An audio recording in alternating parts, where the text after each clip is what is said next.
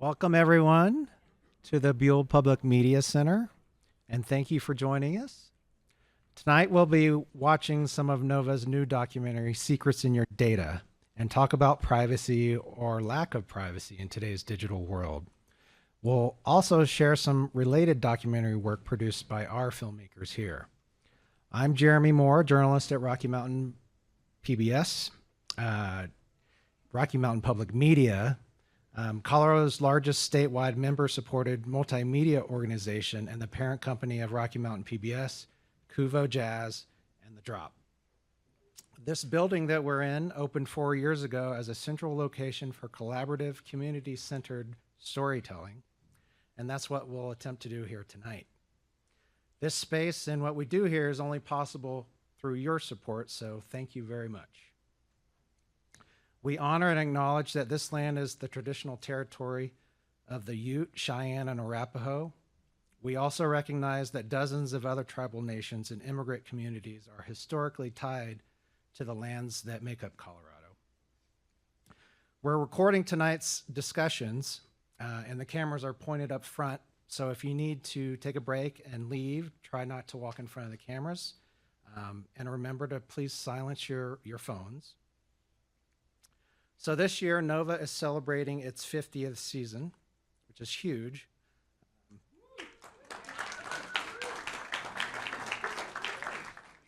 The science series has a large and loyal following here in Colorado.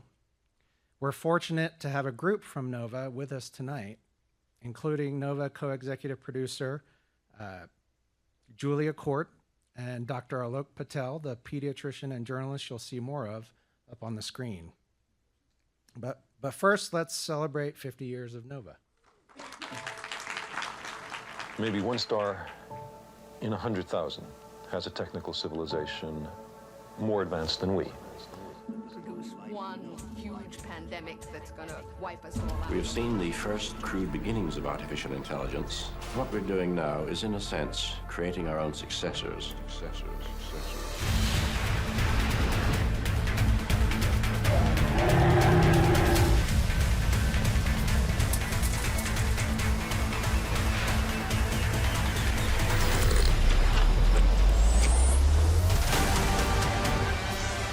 This system is translating the warping of space-time.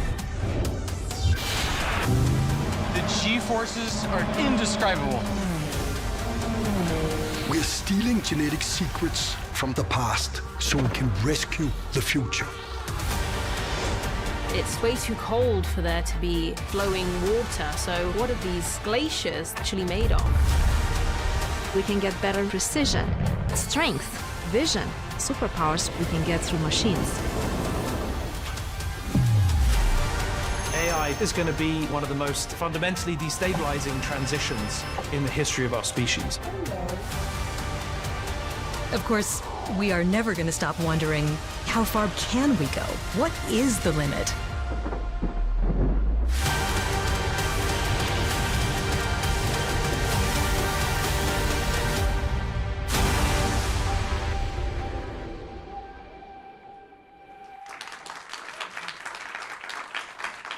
Good evening. I'm Julia Court, co-executive producer of NOVA, and I am so happy to be here with you because events like this, I think, are really what public media and NOVA are all about. At NOVA, our mission is to engage as many people as possible in science. And we do it because we see science as one of the most powerful tools that human beings have ever invented to understand the universe and to solve real-world problems. So we try week after week to make scientific discoveries and the process of science accessible to everyone. And one big reason is because we want to be able to share the beauty and wonder and complexity of the universe, make that real and available to everyone, the way that science can reveal the universe to us. And tomorrow night, we're premiering a very special show that we made in honor of NOVA's 50th anniversary, which really does this. looking at a few of the incredible discoveries made in astronomy and astrophysics over the last 50 years. It's called Decoding the Universe Cosmos. So check that out tomorrow night on Rocky Mountain PBS. But another big reason why NOVA's mission is so important is because we want everyone to be well informed when it comes to making decisions about science and technology that impact our lives. And that's why we made the film that we're going to be talking about tonight, and why I think Rocky Mountain PBS made the documentary short that they'll be sharing with you as well.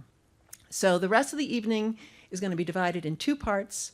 First, we're going to show some clips from Secrets in Your Data, and we'll have a panel discussion led by Dr. Alok Patel, who's the host of that film, here on stage, and we'll talk and answer questions about that, and then we'll transition over to the short piece by Rocky Mountain PBS, and we'll have a second panel and answer all your questions. But first, Secrets in Your Data. So this is all about your personal data that's online and available because you're probably using one of these.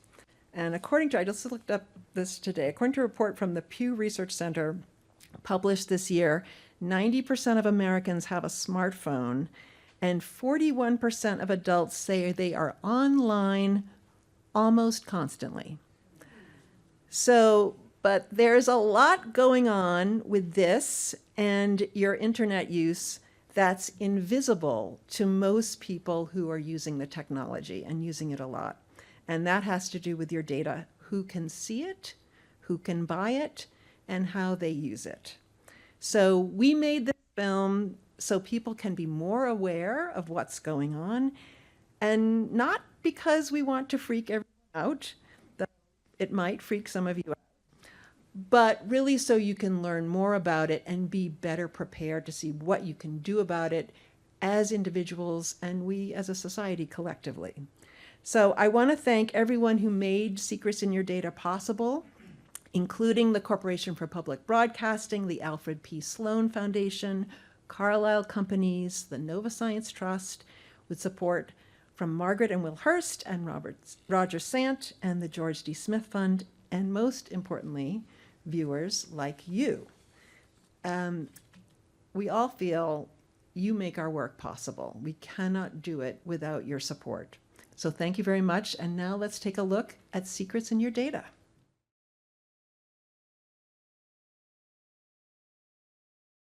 Before we even get started, it's awesome to be here. This is such a vibe. I talked on our first call and I went off for way too long about how much I love Denver, but Rocky Mountain Public Media, the home of Rocky Mountain PBS, Cuvo Jazz, The Drop, apparently rooftop parties, which I heard. So thank you all so much for being here. I promise that even though this felt like a little bit of a thriller, it's not all doom and gloom, and we explore the hope and how you can effectively balance your data privacy with all the conveniences we get from apps. And you can learn more about that in the full-length feature, which is available at pbs.org, the app, YouTube's Nova channel, or you could just Google Secrets in Your Data because the internet's buzzing with it. I want to introduce this brilliant person over here who projected all my data for the public in that film. And I want you all to know that that was an organic reaction. I did not know that was happening. I didn't know my information was up there. Nothing was scripted. So Haley Sukayama is the Associate Director of Legislative Activism. It's awesome. At the Electronic Frontier Foundation. She works with EFF's legislative team to craft positions and public messaging about basically all the bills you see out there that are governing these apps and our data. All these state bills on EFF's priorities across the country, including health privacy, surveillance, and right to repair. Haley also advocates for strong consumer data privacy legislation at the state and national level. Prior to joining EFF, you were a consumer tech reporter at the Washington Post, which is rad. Haley, thank you for being here. Thank you for having me. Before we start, you want to know something really funny? Yes. Somebody messaged me on my phone and said, hey, look, that was an amazing movie you did with Nova. And I said, who is this? And he said, I got your number. You should probably be better about your data. Right? A viewer. I don't even know who this person is. They also said your daughter's cute. And I was like, this is. Oh, that's too far. So I have a question. Now we get into serious stuff.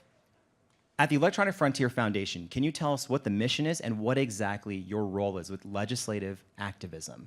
Sure. So the Electronic Frontier Foundation, founded in 1990, so pretty old for a digital rights organization. The basic idea is that, we have rights offline. We want to make sure that you have those same rights online. So you, in general, can walk down a public street and not be worried that everybody's tracking every move that you make. You can't do that online, right? So we're really trying to fight to make sure that you can move as freely through the web as you can through the world. And so that represents itself in a lot of ways. We do data privacy advocacy. Obviously, we talk a lot about government surveillance and the problems that brings up, as well as supporting, innovation. So making sure that companies with maybe better privacy practices can come challenge some of these giants, right? So just making sure that that legislation is working for us and not for companies. And what pushed you on this journey to do that, coming from the consumer side and reporting in tech? Yeah, so I was a consumer tech reporter at the Post for about 8 years, and I did a lot of stuff, covered companies, did reviews of devices, all that kinds of stuff. And eventually, the Post's tech section is in the business section. And so not only was I talking about the products and kind of highlighting like, hey, they had a breach, hey, they were doing this kind of shady thing. And then like 2 months later, every quarter, like clockwork, they had the best quarter ever. They made the most money that they ever made. And I got really sick of it. And I really thought, someone should do something about this. And then it became, well, I don't know if I can be an objective journalist and write this anymore. Maybe I should do something about it. And so I'd interviewed EFF people for stories, and I saw a job posting, and I said, can I come in and interview? And lucky for me, they said yes. So that's how that happened. This is your superhero origin story. It's like a lot nerdier than what we see in Marvel, right? But Way maybe nerdy. it's like, it's a more altruistic story. So was it actually hard to find that data of me? I never even asked you this. It's not. I mean, I think a lot of people, it's happened to me, right, where like I get a Facebook message from someone I haven't heard in a while, and I go, oh, I wonder what they're, you look up and you see all these results for like, Intellius is one that comes up, right? But like all these people search websites, and really if you pay, it's not very much, $15, $20, $25. You can find out information about people and get those kinds of dossiers really easily. And anyone can pay. You don't need to have a special business license. You can just go online and I can buy this data. Pretty much, yeah. There's certainly some data brokers that only cater to other businesses, which we'll probably talk about later. But for the kinds of stuff that I pulled up on you, absolutely anybody can do that. Glad you planted a question I need to make sure I get back to. But, sorry. So the average person, and this was literally me, just so everyone knows, at the beginning of this film, coming in as someone who happily donated all my data to the world in exchange for the convenience of life. I was like, cool, I don't care, accept, I don't care. Cookies, I want them all. It didn't matter. How would you convince the average person to pay attention to their metadata? And I also want to make sure we talk about vulnerable populations. Mm-hmm. Yeah, well, so I think one thing to think about is, data itself is neutral, right? Like knowing my phone number is a neutral thing, but depending on who knows my phone number, that presents different levels of threat, right? So I may be willing to give you my phone number so that we can text to make sure that we're coordinated on the panel, but I wouldn't be super happy if you put my number on a billboard. So it's really a question of like, you may think you have nothing to hide, or you may think that, the information you're giving up is not sensitive, but in certain situations, it can be sensitive. And when you're talking about vulnerable populations, for example, right, we have laws in this country, for example, to say you can't discriminate against people like in providing loans based on their race, right? But data brokers can say, well, okay, we can't ask them about their race, but we can ask them what high school they went to. We can ask them where they grew up. They could make inferences based on that, and then boom, we see discrimination in the way that algorithms just crunching the numbers, send out, approve loans, for example. So there are a lot of ways that people can be vulnerable in different situations, and you never really know when it's going to be you. The part that creeped me out was the targeted ads. Who here has gotten a targeted ad before? Basically everyone. I would assume even I see birthday girl over here got a targeted ad too. And it's funny because I used to not care. Mm-hmm. I used to say targeted ads like, cool, if I'm going to see an ad, I want to see an ad about Bruce Lee or the Phoenix Suns. And who got swept, I know. Don't have to rub it in. But what I learned from Matt was that the predictive behavior is actually what's doing that. That all of a sudden feels like a violation. Mm-hmm. So do you feel like through empowerment and awareness, people then have that light bulb moment? Absolutely. I mean, and I think we have all had the moment where like the ad for shoes follows us creepily around the internet, and you're like, but how? How did you know that? And I think, yeah, it's that feeling. There's a line somewhere, right, where you're like, that just went from being kind of weird to being a violation of my privacy. And I do think that knowing sort of how that there's a whole industry devoted to all of this, I do think that that kind of lights it up in people's minds. Okay, so now that we've officially scared everyone, let's just quickly switch to a little bit of empowerment, giving people some tools. Nobody wants their email hacked. I have nightmares about my Instagram being hacked and people like posting conspiracy theories on my page, me getting fired. But I try to do what I can to protect myself. What are some quick tools that everyone here can go tonight and use to protect their online data? I mean, so I think Matt made a great point, right? It's sort of like just thinking about, just do an internal audit of like, what are the websites I use most? Who might have the most information about me? And really like think about those privacy settings. Or like I probably every couple of months, like I go through my phone and I'm like, do I still need this app? I don't think I do, right? And so even just thinking about like, sometimes they call it like attack surface, right? Like how many things are you using and what are the ways that people can get into that? I think that's one way to think about it. I think another way to think about it is to like think about things like password managers, right? Like a way that hackers can get into your accounts is by if you use the same password over and over again, which I get. Like I definitely have done that. Like I'm not I'm not perfect by any means, but using something like a password manager, and now often they're built like I think Apple has one built into iOS, just so that you can make unique passwords and you know, you don't have to remember like these big long strings of things. You can just have the thing remember it for you. That's another really good way. I mean, as Eva said, privacy and security are not the same thing, but they are two sides of the same coin. And so just sort of like building up your defenses in these small ways can help a lot. So password manager, one complicated password you have to remember, and then it auto-populates all your passwords for you, which is better than what I do because all my passwords used to be based off my favorite video game franchise. So if you go on my Facebook, you can probably figure that out. Final Fantasy, but anyway, not anymore, hackers. And can you? We saw a clip of this. Can you explain what Privacy Badger is? Very cool logo, I agree. But what exactly does it do? What is it badgering? So Privacy Badger is a plugin that we make at the Electronic Frontier Foundation. Not me, I'm not a coder. But you download it, and it just lets you know how many trackers are on like a website that you navigate to. It is shocking sometimes. You know, sometimes you'll open one thing, and it's like, we found 54 trackers, and I was like, oh my gosh.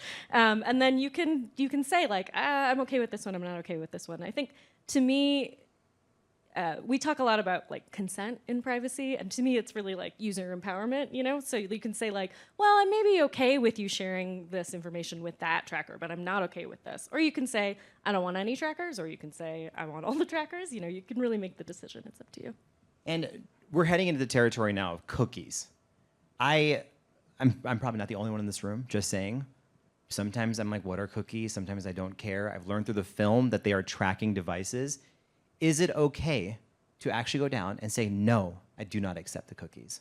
I do it all the time. But then it threatens me and says, oh, the website's going to break and your house is going to catch on fire. Like I can hit do not accept? You can hit do not accept. I mean, certainly there are some things that may not work as well on some websites, which like to me is really on them, not on you. You're just trying to protect your privacy. But, you know, so there may be some like plugin for a social media network or something that won't show up. But yeah, it's totally fine. And it's your right, in fact, to say no. Even if it says necessary cookies, which is a question we got the last panel. They're like, what about the necessary cookies? Is that just a scary term? I think it is just, I think it's just a scary term. I say no to necessary cookies all the time. And sometimes it breaks the site, and then I go, well, all right, you know. Either, then I have to make a decision. Do I really want to use this part of the website, or do I not? But at least I get to make that decision. So I want to head into this category. I have a prop. My prop is the sticker. It's not that exciting. But when we talk about corporate surveillance, state and country surveillance, people seen the show Black Mirror. Yeah? It sounds like a Black Mirror episode. And what's funny is because this sticker from the EFF says, worst Black Mirror episode ever. Who coined that phrase? And can we talk a little bit about what exactly state and national surveillance means? Yeah, well, so I don't know who coined the phrase because we have an excellent art and development department at EFF. So I'm guessing that it was one of their brilliant ideas. I mean, yeah. So we talked a lot about company surveillance, and at EFF we're also quite worried about government surveillance. So whether that is the government asking for well, sometimes the government buys information from data brokers to bring everything together for information that really they should get a warrant for. So that's one thing. But then there are things like facial recognition technology, right? The way that it's deployed, the way that people kind of trust that it's accurate all of the time, and can use it for like the basis for an arrest, even when it's like very clear, like that guy has a tattoo and the guy who committed the crime does not have a tattoo. These are things that we worry about a lot, and really it can be very pervasive government surveillance, and it's even in some ways can be more opaque than the corporate surveillance. Okay, hold on. I have to like do a teach back moment for myself because this actually doesn't sound legal. So if I'm understanding this, I am suspecting somebody. Maybe I'm racially profiling. Maybe I'm profiling based on where they live. I don't have a warrant, but I can buy their metadata, skip the warrant, and then go make my own arrest, my own investigation based on that. Yeah, well, I mean, so certainly government agencies have access. I mean, they can buy information from data brokers, and there's a bill in Congress right now called, I think it's called the Fourth Amendment is Not for Sale Act by Senator Ron Wyden. Good branding. Yeah. But yeah, I mean, because this information, they'd have to get a warrant to, for example, see where your location might be, right? But data brokers sell information on location, and so they can, if they have, they can buy the report and build their case that way. Again, that doesn't sound legal. It's wild. But you hinted at a bill, and I want to get into that in this last segment. So I'm sure people have heard about this ongoing debate about a TikTok ban, and I'm seeing some heads nod. I'm seeing a couple saying no, and again, that's part of the discussion. Is people out there are wondering, will that ban actually protect our data? Now, if I have my father and my pediatrician and my journalism hat on, I'm seeing bills across the country, every state, that are doing things like limiting the age of which children can get on social media, or calling for data transparency, or all these different protocols to protect our children, our youth, and their data. But regarding a TikTok ban, if, theoretically, if TikTok was banned, would we all of a sudden be in this much better place with our metadata? Because that's what the TV makes it seem like. I so wish that were true. I mean, TikTok is one company, and certainly, all of these companies are doing things that are concerning. But no, not really, right? I mean, you'd still have all of these other companies doing the things that they do. And I think, there are a lot of things that we can debate. I mean, I certainly am not going to deny that there is a problem, right? There's a mental health crisis that, that children, all of us, are online an awful lot, and we don't really know the effects of what that does. But no, I mean, I think in a lot of cases, what I would really rather see is privacy legislation first, right? Get at the point of collection, at the way that that we're all giving off this information, and say, for example, they have to ask before they collect it, which is not the thing right now, right? Right now we have to go to every company and say, hey, could you not collect my information? Could you not share and sell this information? If they had to ask first, as you would, in any conversation, if you wanted a piece of information from someone, I don't just know your phone number, I would have to ask for your phone number. And then you would probably have some expectations about how I would use that, and they would not include, as I said before, a billboard. This reminds me of that app that was popular like 2 years ago when kids were like aging themselves. You remember that? The Age app? They were taking photos and saying, here's what I would look like when I'm 50, 60, 70, 110. And they were openly giving away data, but no one read that. Do you feel like apps are a big culprit of what is happening right now with metadata? Or are we talking more about websites? I mean, I think it's both. I mean, I certainly think if you just think about, sources of data, like ways that these brokers can collect information, like the number of apps, and again, right, like I do an audit every couple of months, but it creeps up again. You're really, there are so many places where you give information. And so, yeah, I mean, mobile, it feels weird that my phone is not in my hand right now, right? Like we're just constantly with it. We're constantly giving out information. And so apps are definitely a huge culprit and sometimes some of the worst offenders. I mean, when I was a reporter, there was a flashlight app that was collecting location. Like, why did you need that? The FTC was like, actually, you shouldn't be doing this. It's just a flashlight app, right? Before you turn your camera flash on all the time. But it's like, why? You don't need that information to serve me this product. And I think that's something that we really want companies to do more is like, just think about, for companies, I get it. Like their incentive is to collect as much information as possible. Because our laws are centered around what companies need and not necessarily what's good for individuals. But if we really thought about how do we make laws that are good for individuals, we would say, you only get to collect the information that you need to give me the thing that I want, and then you can't use it for anything else, at least not without asking me. I think empowerment is key because we're on the verge of people in this room throwing their phones away or covering their devices in tinfoil.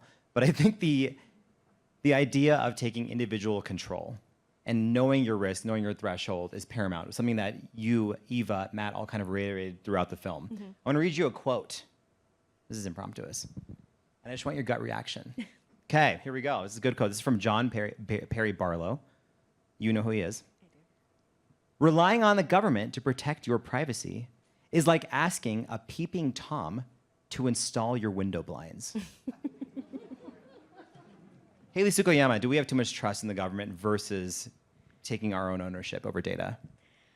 Oh, what a big question. I mean, I think some people do. A lot of those people don't work at EFF. But I mean, I think in general, we just have to have a conversation, and I'm glad that this can help aid that conversation about like, again, right, like how much data collection does anybody really need? In the government case, right, the government is so much more powerful than really any company, and so that is one reason why we focus on government surveillance. And honestly, like, we advocate for stronger rules around government surveillance than we do necessarily around corporate surveillance, because you can, it doesn't always feel like it, but you can pick and choose what company you do business with. When it's the government, you have no such option. It's like there's a scary control component. In the film, we talk about smash data. So a fancy term for saying that we will take little tiny bits of data, de-identified, that serves a collective good. And I think the best example is GPS, which kind of just shows you where your car is. It says, this is your location via satellite, but it's not you, it's not your name, we don't know anything about you. Do you feel like we'll get to a point where people collectively understand the good and we can move to a smash data perception rather than what's happening right now with people being really scared about metadata and the national conversation being more about privacy? I mean, I hope so, because I think my goal, even as a data privacy advocate, is not actually to say, throw your phones into the ocean and like, let's walk away from everything. Like, there are a lot of, tools are neutral in theory, right? So it's like, there are a lot of great things that you can derive from information. But yeah, it's about sort of, making sure that you aren't harming people while you're seeking that good. And so I would hope, and we're seeing some advances in the way that people can collect information, or we're seeing advances in the way they process it, that like maybe we can kind of pull the good stuff out without having all of this harm. I also think, I think a lot about incentives, right? So I kind of said earlier, companies are not incentivized to protect our privacy, which, if I can get on my little soapbox, is, I do legislation. And so that's why we need laws that change those incentives, right? Because honestly, I think it's very easy to kind of be like, well, my information is out there, like, this is the end. I shouldn't care anymore about privacy. But this whole industry relies on the recency of your data, right? So like the things that I bought 5 years ago, 10 years ago are not the things that I buy today, right? They need to we are the source of the information. And so I think we have a lot more power than we think we do. And it's really important that we find ways collectively to say, okay, this is how we articulate a better future and how we can use the benefits of this without worrying about all these harms. I just want to make multiple fake identities now and throw the data brokers off and be like, he's not German and into fermenting cheese, and just throw everything off. Haley, thank you. We have time for some audience questions because I know there's a lot out there. We'll start with pink sweater, sweatshirt, black glasses. Yes, green. Can you stand up for just a moment? Sure. Do you have a mic? Yeah, thank you. You brought up cookies. I want to know your thoughts on a cookieless future. And I know that's a boon for privacy, but what's next? They're going to figure out the next thing. So what's next after a cookieless future? Yeah, that's a great question. I mean, I think I am just seeing how, for example, Google has developed their vision of a cookieless future. I am just as worried about what's coming next after cookies as I am about cookies themselves. I mean, this is where, you know, a lot of times people ask me, you know, what can I do? And actually, I meant to mention, but the postcards that were on the table, there are some really great tips on the back of this, so I encourage you all to pick that up. But it's why I advocate for legislation to change really at the point of collection how we look at data, because I just don't trust any company to put my real privacy at the center of what they're going to do. And so I want laws that aren't dealing necessarily with the technology. So like a ban on cookies, you know, if they're already moving away from cookies, what good is that going to be in 5 years, right? But really that looks at the way that information flows. And so that's kind of why I do what I do.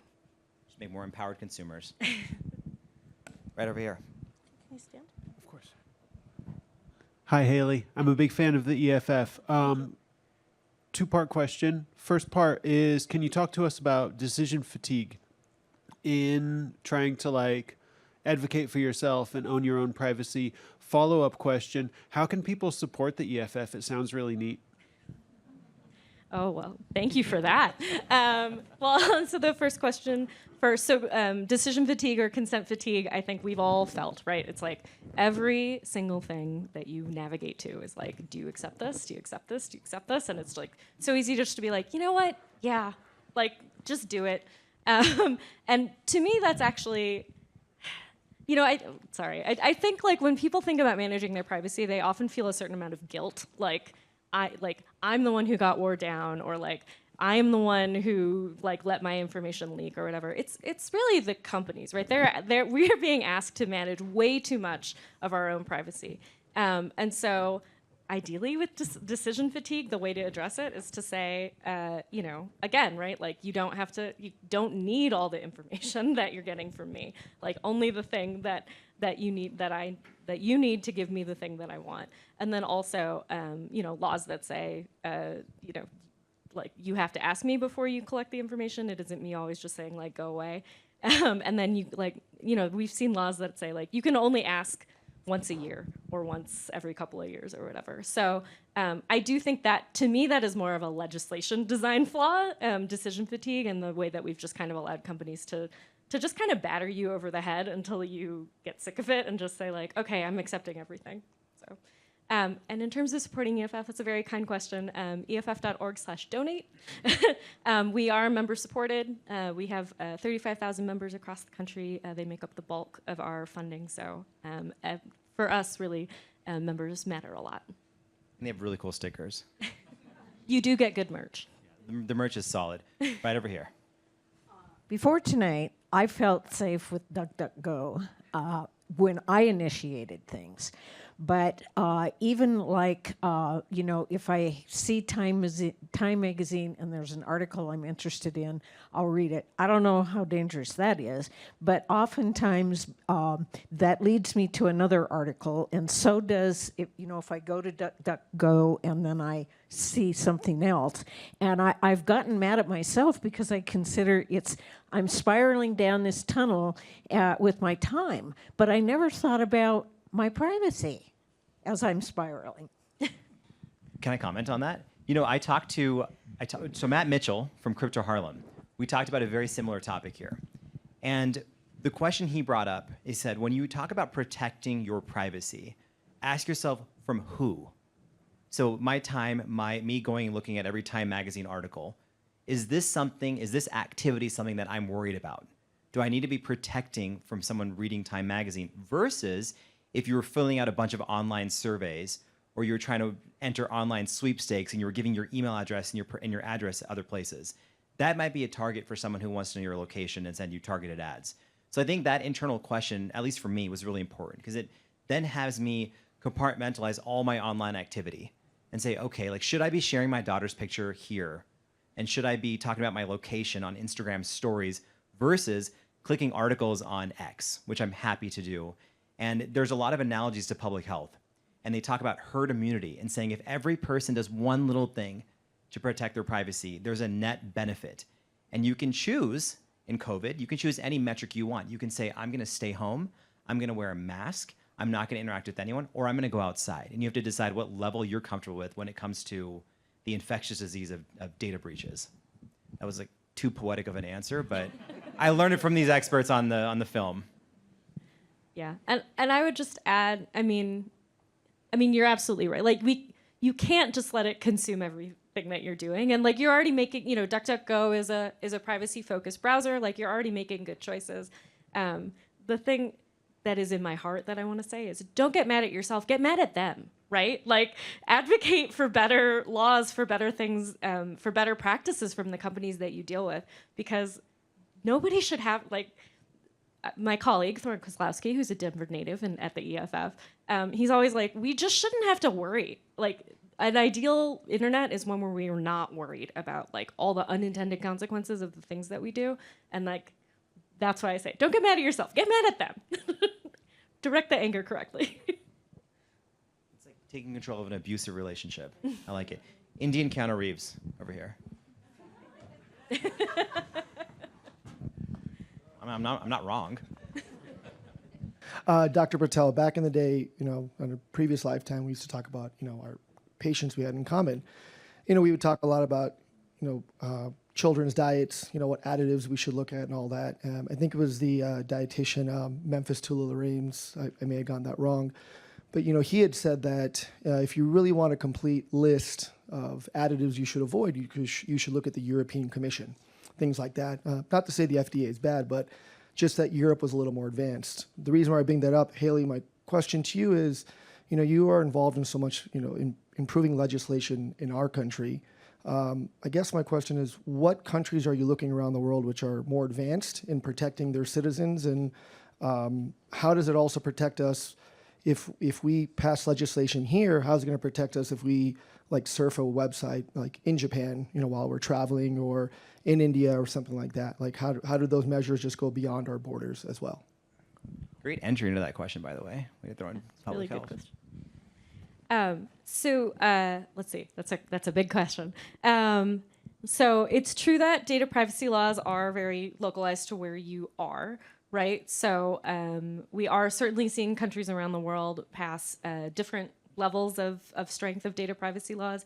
You referenced Europe. The EU has what's called the GDPR, the Generalized Data Privacy. No, I'm not going to remember. GDPR. I'm sorry, I don't remember my acronyms right now.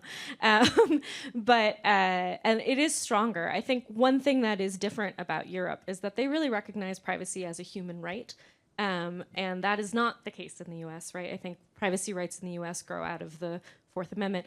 This is where I should say I'm not a lawyer, I'm just a former journalist, but they grow out of the unreasonable search and seizure, the protection against unreasonable search and seizure. And so they think about it very differently. We certainly are seeing, as I said, countries around the world pass different strength of privacy laws, some more focused on companies, some more focused on government.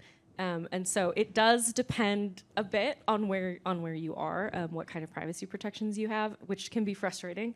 I think it's good to think about, sort of where you're a resident or where you are the most. Colorado itself passed a Privacy Act, I think a couple of years ago. That's pretty good. I mean, as always, I'd like to see improvements. Colorado also this year passed a biometric information privacy bill. So if we're talking about face scans and stuff like that, you have some additional rights here. And even, I think this week, the governor signed an AI bill. So certainly lawmakers are thinking about that. But right now in the US especially, it's very state to state, kind of what your protections are, and around the world. I have to get this last question in the back with the green, yellow outfit. Very enthusiastic. Enthusiastic. Got to make it happen. We're out of time, but this one is warranted. So how safe or unsafe are apps like Rocket Money? Oh, man. I mean, so I haven't done a technical analysis. I mean, in the U.S., so we don't have general data privacy laws in the, we have a federal general data privacy law. There are sectoral laws, so to the extent that it might be covered by, like for example, the laws that protect financial information. I think you can have some but not all confidence that information is protected. But often there is information, even like a company may collect some information that'll fall under financial privacy law, but some information that doesn't. So we've talked about metadata a couple times. Metadata is like data about your data. So if you think about data as being the letter you write, the metadata is the envelope that it comes in. So it can say like where things come from or where they go or that kind of thing. A lot of times that information isn't protected under financial privacy laws. So I don't know enough about the specific product to really say like 100% this is how everything goes. But I think you can assume that while some of it may be protected, some of it is not. But I know your follow-up question is, in the full film, do you talk more about apps? And my answer is yes. And the other 30 minutes, we dive into some app stuff, which is pretty cool. I see 2 thumbs up. With that, we're out of questions, but Haley's around. You can bother her later. Plenty of data privacy questions we'll get to. Thank you all for asking all of it, because I think we could talk for another 3 hours.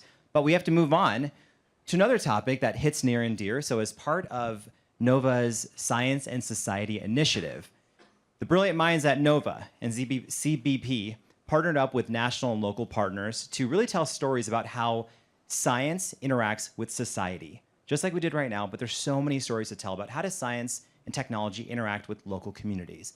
So you're about to see a very powerful, moving example in this next film. And then following that, we will have another panel, which is going to be riveting. Haley, thank you so much.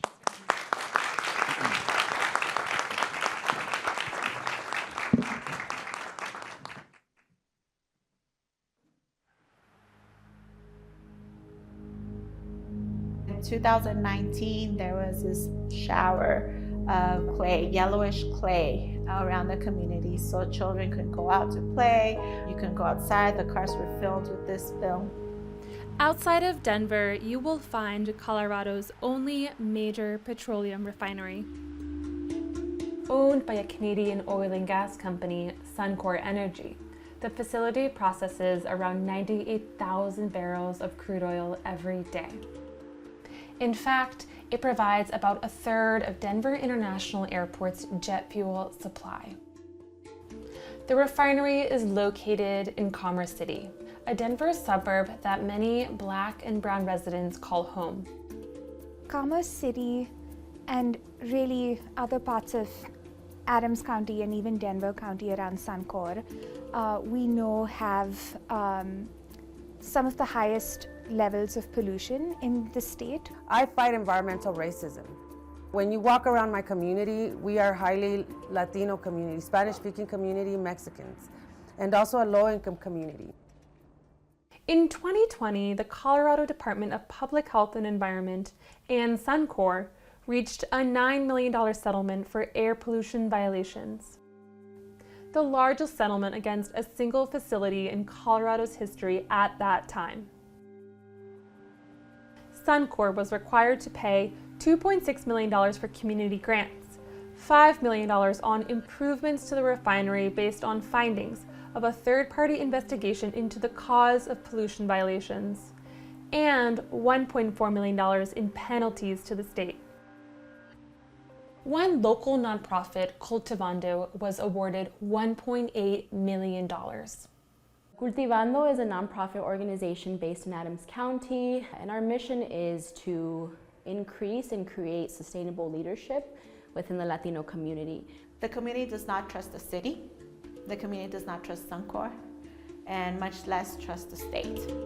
We started the air monitoring program in 2021. We monitored for toxic volatile organic compounds.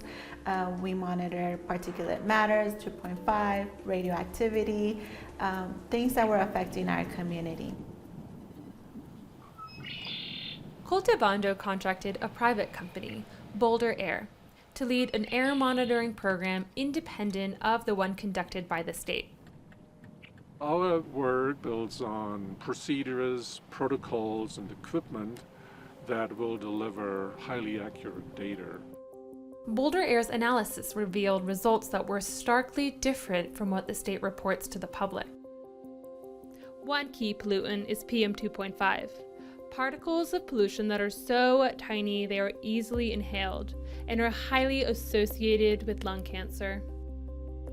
The data published by the state tracks PM 2.5 levels once an hour, and that data hovers below 10 micrograms per cubic meter of air, well below the 24-hour national ambient air quality standard of 35 micrograms per cubic meter of air.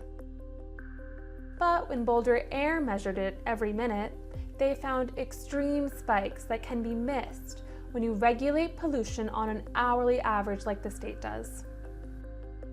We report out based on an hourly concentration because that's where the national ambient air quality standards are set. So EPA sets those standards. We as the state are a delegated entity to EPA. We do that monitoring and report it that way as a requirement. There is currently no federal standard for regulating PM 2.5 on a shorter time interval. And according to the state, there's not enough academic research linking extreme pollution spikes by the minute to poor health outcomes. Boulder Air's methodology went beyond what the state had done in the past in several other key ways. We measured very close to the Suncor refinery. The state hasn't in the past. And we included measurements of hydrogen sulfide, of methane. We measured radioactivity with 2 different instruments. They found higher levels of nitrogen oxide, methane, ethane, propane, and benzene than what you typically see in more rural communities. So we're using this data in different ways. But first, one of the most important one is presenting the final results to the community. CDPHE, the state, the government can say the guidelines are not being exceeded, the thresholds are where they're supposed to be, but they're not taking into account the cumulative impacts. I think the major conclusion is just that so many of these really important localized sources of pollution can have really important local impacts, which need more granular data. I think there's always room for improvement. I mean, these communities are and have historically been overburdened by pollution. So I think there's always ways we can do better. There's a bill that's in the legislature right now that gives us additional enforcement mechanisms. We're looking for all of the additional resources we can to help make sure that we're protecting the communities. Cultivando hopes to use the year-long data set to put pressure on state representatives to make policy changes. Instead of feeling anger, hot anger, and just wanting to explode, we want to use that data to empower our community, to empower ourselves, our organization, because this data collection, not only was it an emotional toll for our community, but also for us. We're so angry at it that we're using it as a positive form of power to empower our communities, empower our organization, and show that we have a voice and we're going to use it.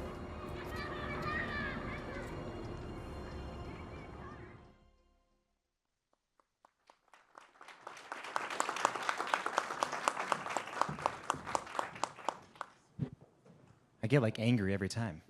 A very powerful 7 minutes. Thank you all. I need to read some very impressive bios so you all understand the caliber of experts we are talking. Elle Naef, who needs no introduction to the local fam here, is a multimedia producer at Rocky Mountain PBS. Elle is a multimedia producer here as part of the journalism team throughout her various careers, which there are many, from teaching preschool to producing a live music series. Elle's work has been driven by a desire to connect individuals and supportive communities. We have Priyanka D'Souza, assistant professor at the Department of Urban Planning at the University of Colorado, Denver. Priyanka's research focuses on how to make cities around the world more resilient to the impacts of air pollution and climate change through high-quality air monitoring, research into health impacts of air pollution, and the political economy of air pollution in the global south to better understand barriers to effective air pollution governance. That is awesome. She's previously worked at the UN Environment in Kenya and the World Health Organization, and she's a Rhodes Scholar. Pretty impressive. She left that out because she's humble. We have Detlef Hemmig, founder of Boulder Air LLC. Dr. Hemmig is an atmospheric scientist with experience in polar research, atmospheric pollution monitoring, and in evaluating air pollution health effects. He's previously worked in national research laboratories, the University of California Air Pollution Research Center, and the University of Colorado. Most recently, he founded Boulder Air LLC, which you all got a sneak peek of their amazing work, which over the past 5 years has been contracted by nonprofits and regional Colorado Front Range governments, disseminating air pollution monitoring data to real time to Colorado citizens. Please give him a quick round of applause. This is incredible work. It's work that I applaud that I wish we didn't need, which is the bittersweet thing. And that brings me to the very first question I'd love to ask all of you, is what drove you to want to do this film? Yeah, I can kick that off. The initial Suncor story I did was about 1.5 years, maybe 2 years ago, and it was actually a pitch given to me. I joined Jeremy, actually, and we spent the day with the activist that you saw featured here. We spent a day with her in her everyday home life. She went from chasing dogs to her kids storming through, and we got to know her really personally, and that really kind of led me to follow this trail. And unfortunately, because there are so many settlements and incidents, it's been a really easy story to follow since then.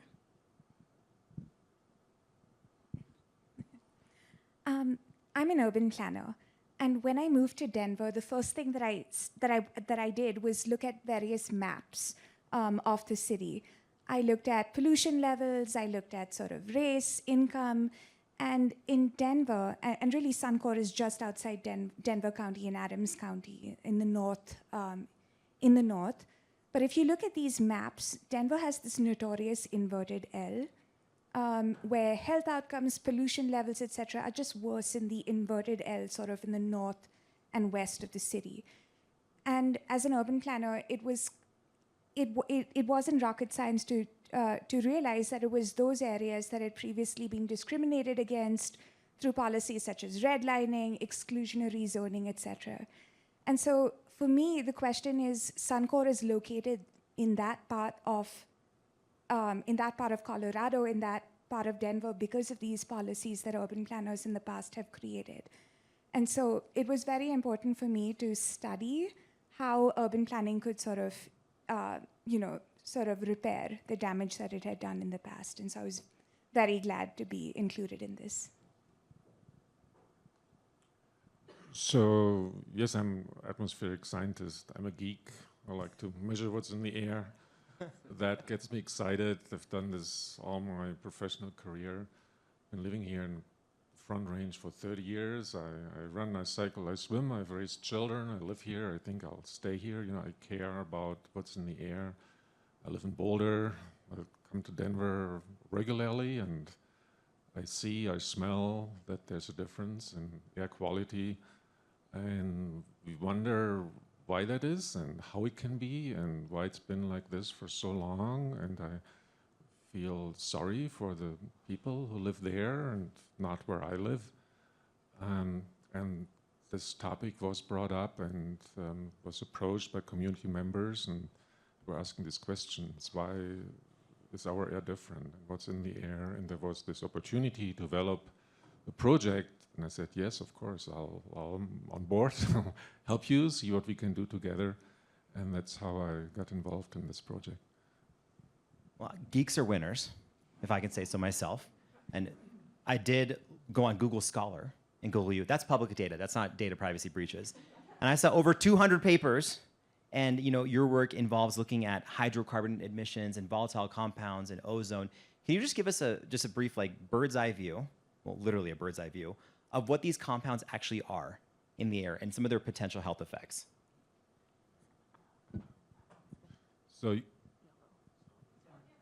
okay, so yeah, this is a little bit different work than what I've done for many, many years. I used to do polar research. and did a lot of air monitoring measurements in the Arctic, in Antarctica. I've traveled, and that's a lot of fun. It's exciting. But doing air measurements in that and polar environment is really, really challenging because it's actually really, really clean. You know, you can see 100 some miles. It's beautiful. So I've been trained over the years to do measurements in really, really clean atmosphere. You know, and I'd like to compare it with, you know, trying to count mosquitoes flying by versus counting elephants that are, you know, running across the landscape. So once you've learned how to do these measurements in the Arctic, it's really easy to do it here because the levels are so much higher. The pollutants are so much more obvious. It's counting elephants versus mosquitoes. So I said, yeah, I can count mosquitoes. So this is easy. I can help you with this project. The other thing we learned is it's great. It's fun to go into the Arctic and set up these measurements. It's fun after a week, fun after 2 weeks, but after a month it gets kind of tired and you don't want to sit there 2 months, 3 months, 4 months. So what we learned over the years is to set up these systems, to let them run by themselves. They're automated, they keep calibrating themselves, and we control them remotely. So we brought this expertise in here, set up systems that will run automated, that we can run around the clock, that can provide data in real time, and high-quality data, and I think that worked really well in forming the community in this case, what's in the air that they're breathing. You know, through all your answers, even though you come from different backgrounds, I see a unified passion to help this community, which I think is extremely commendable. That translates beyond everything we're talking about. Is there's a personal connection. I want to read a paragraph that one of you three wrote. I'm not going to say who it is. It's Elle. Commerce City, Colorado. When enjoying a bike path near a flowing creek, one would hope for the chance to catch some fresh air and take in scenic views. But on one path in Commerce City, the sound of water flowing is drowned out by passing cars. The river glows a cartoonish green, and taking a deep breath could mean committing to a headache for the day, thanks to the cocktail of emissions that smell of burnt rubber. That is such a picture. And I want to ask you, could you share, each of you, could you share an experience you had from the community, something you learned from someone that motivated you, that stuck out to you, whatever comes to mind? Yeah, I have a couple things. Like I said, spending a day in someone's life, you learn far more things than you thought you would. I wrote that after we met one of the activists in front of Suncor. And it's in front of it is this creek that could be so beautiful and this walking path that seems gratuitous. And it was hot, it stunk. I felt like such a wimp because I was already grabbing my inhaler.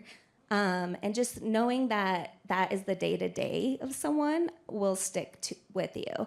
And that they're saying this over and over again and not necessarily being heard. I think that's kind of the point of journalism, is to bridge that gap. And then there was also elements like we had to go with them to fetch water, which is something, you know, you wouldn't imagine doing in 2024. But these people have to go to water pumps at nearby gas stations and pay for the water that they get to ensure it's fresh, costs that they already can't afford. So the little details in their day-to-day lives are what really bring me to it. I've been lucky to work with Laura and Guadalupe, who were in the video for a while now. We have written proposals together to do continued work in the area. They have actually lectured in my class at CU Denver. And I think something that I've always been amazed at is their energy and their optimism, despite these big structural forces that they're up against. And despite a million conversations with the state and Suncor and the city, I mean, they're still fighting. And Laura talks about the kids in the area that she sees at church who have all of these health impacts, and they're still so committed to, running monitoring programs like this, delivering services to their community. It is truly just inspiring to be around people like that, with that kind of conviction. Yeah, this has been an amazing partnership and experience, and many new lessons learned. You know, typically we as scientists, we interact and communicate with colleagues, and we talk in numbers and molecules and graphs where lines go up and down. And, when we started looking at the data, was amazing. There were so many stories in there, and we were trying to share those with the community, but very quickly we learned that this is really intimidating. Molecule names are not familiar to them. It scares them. Concentrations are meaningless. The charts are really, really hard for people to understand who didn't go through school learning how to read charts. So you have to learn a new language and how to communicate polluted air to community members and try to answer their questions in a language that's not really our language that we are trained to speak. You mentioned, Elle, you had to get out your inhaler. And I immediately think about all the children in this community. I read an interview about someone whose son was in school and having asthma attacks and nosebleeds. I then think about PM 2.5, which is like 1/30th the size of a human hair. In my role as a pediatrician, you got Dr. Jennifer Sedler here, Children's Colorado pediatrician. We think about kids, and we think about this long-term effect it can have, and we want to see change now. With that being said, in the film, we hear that statement that there's not enough academic research to make a change, that the government says we need to see more academic research to prove that Boulder Air's findings are actually causing a health effect, that there is causality to what is being reported by the citizens, that leukemia, that bloody nose, that asthma actually is caused from all this. What's it going to take? What does the academic research need to show? I think, that gets me a little bit upset, because I think that's it's a lame excuse. We know better than that. It didn't take us 30 years to understand the health risk of smoking, but it took us 30 years to understand and bring out the message to the community.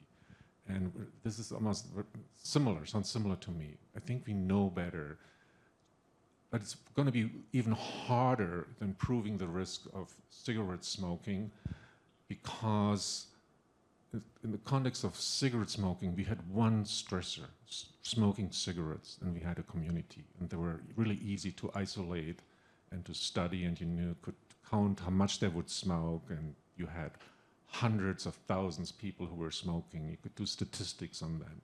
So you had a really good body of data to work with. Now, when it comes to air pollution data, it's so much harder.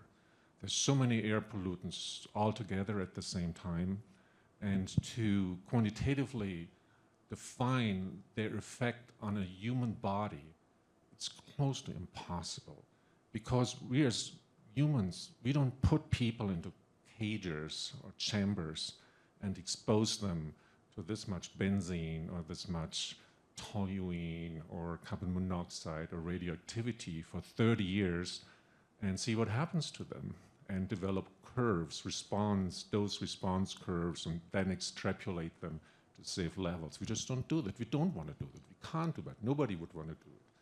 And so to get the data at the confidence level that would allow us to set thresholds for these different pollutants, it's extremely hard working with people. And then not we're talking about one pollutant, we're talking about 5, 10, 15, 20. And what we are facing here is a situation, we have multiple pollutants there at the same time. So this is impossible to design experimentally. So these data, this information that we're calling for to set strict standards, I don't see them on the horizon anytime soon.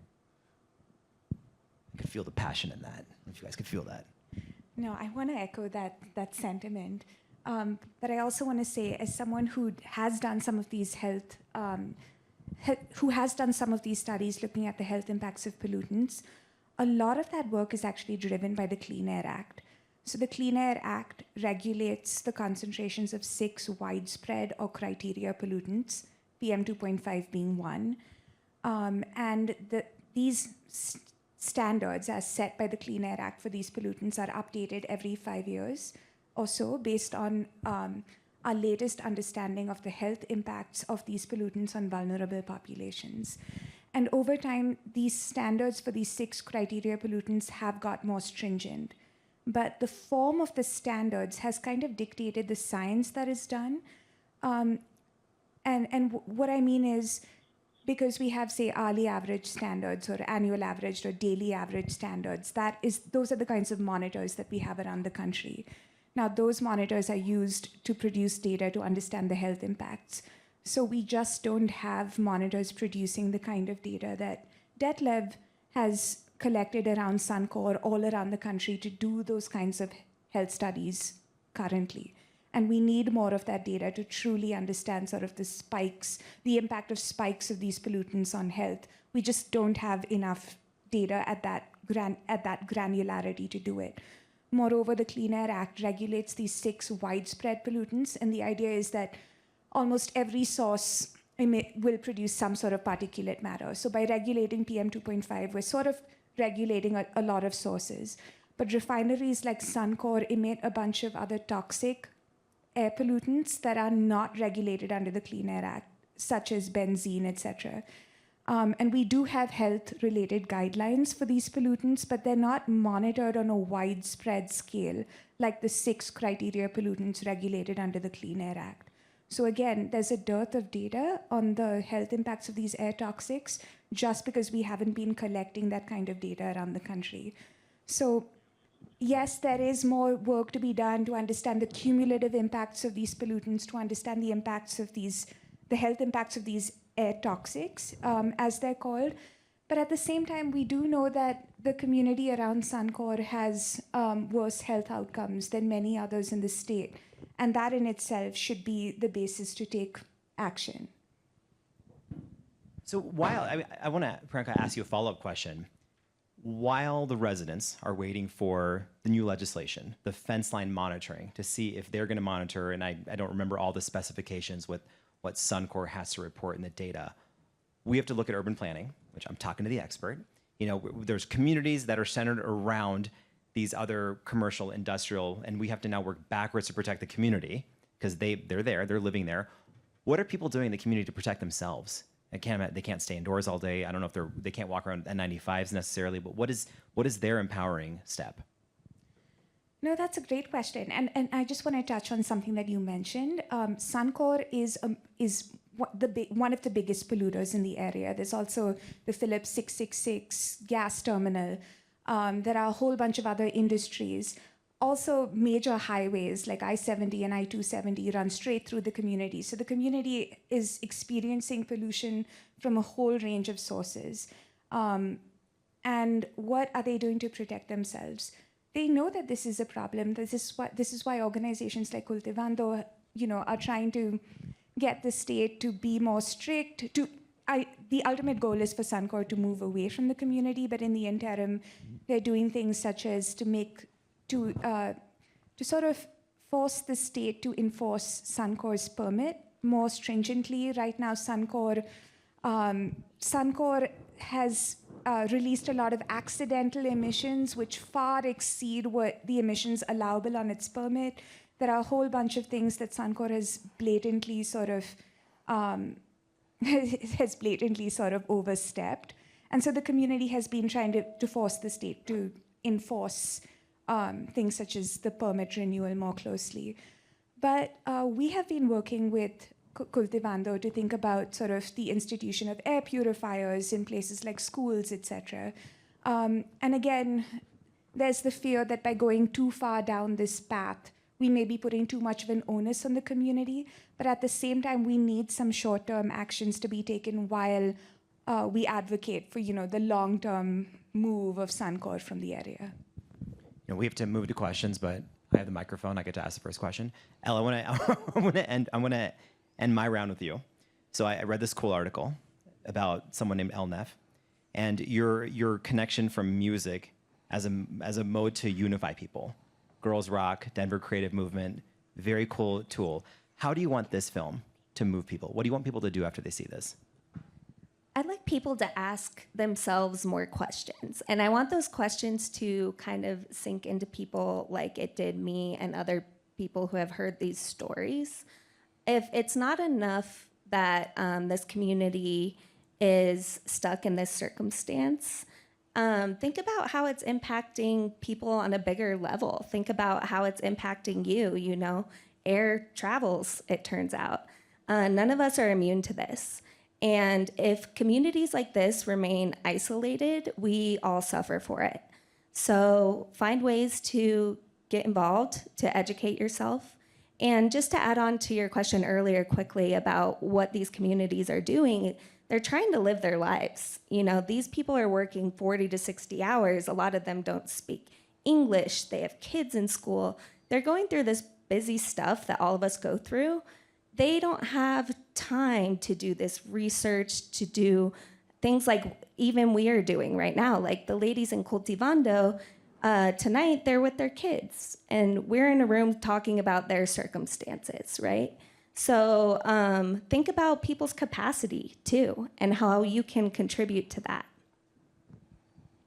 That hit. We got time for some questions. You, sir. What is the estimated cost to move Suncor, the time involved, and where does the money come from? I see eyes on me. I actually do not know the answer to that question. But Suncor's profits are so astronomical that I think they should be asked to move. But I honestly cannot put an estimate to that. I'm sorry. I will say, when I was talking to the mayor of Commerce City, we asked this question. And something that he shared is that it would have to be made into a Superfund site, which would cause for extensive amounts of cleanup. And unfortunately, that work would once again fall on the community. It's not always safe, and it's a bigger burden on the people in the neighborhood. So they're kind of backed against a wall in ways. In the back. Okay. I was wondering about the PM 2.5 levels and the difference between what the state was collecting and what Boulder Air was collecting. And from what I understood, the state was saying that they were following the protocol for how this data is supposed to be collected. So I was curious your opinion on collecting data at the hourly rate versus at the minute-to-minute rate. Yeah, very good question. Appreciate that. So we actually use the same instruments, and we follow the same protocols, and it's called regulatory protocols. So that's protocols that the EPA defines how to do these PM measurements at high accuracy so that everybody trusts the data. And the instrument takes a measurement every minute. It collects, one data point a minute, a minute, a minute. And when you measure particulates in an urban environment where you have so many diverse sources all around you, and the wind changes and picks up and comes down, what you see is that the concentration, and this is not just for PM, but for PM you see it really, really nicely. It goes up and down very rapidly.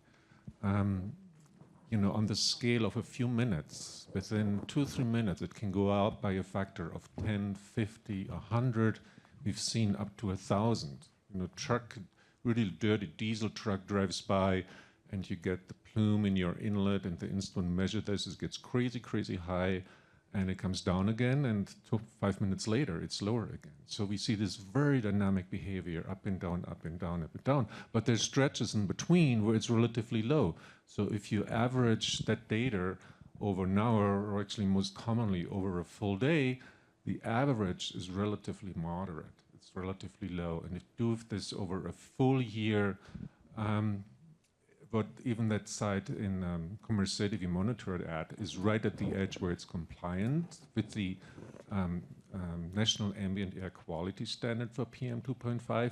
But if you look at the fast response dynamic data, you see, I think we saw 40 times higher levels, occurrences integrated over the full year of high pollution events than what we would see at a comparison location.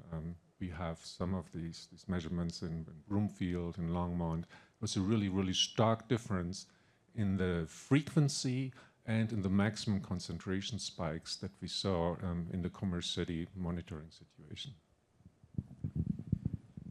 I'm curious to know if there's been any anecdotal or scientific evidence that Suncor is dumping pollutants either in the air or in the water at night. Has there been any evidence of that or anecdotal kind of talk in the community about? You know, at Cultivando's press conference, they did have someone who actually had, I think they worked with a scientist who was just taking images of sort of the plume, and they definitely detected plumes. They definitely showed us plumes of Suncor sort of emitting. I mean, we saw fires on the site, which was ridiculous because all of those pollutants were just being, you know, emitted into the atmosphere with no sort of control technology. I don't know if this was at night specifically, but we definitely saw some crazy footage. There's also elements of, just from the bit that I've gathered, that they don't even really need to be very sneaky. The cover of night, maybe, you know, I wouldn't be surprised. But at the same time, there's so much lacking in regulations and so many other strings behind that lack of regulation that, I don't think they even need to be secretive about these incidents. And a lot of the money, you saw the settlement breakdown, a lot of the money goes back to them to improve their facilities. And I don't know the process of witnessing that, but they're not losing these big settlements. They're getting money back to repair their refinery. Can I just add one more thing to that? So Suncor actually has an air pollution alert system, which anyone can subscribe to. And it was the first thing that I joined when I moved to Denver. And some of the alerts were, fire in the refinery. It happened at this time, but things are fine now, don't worry.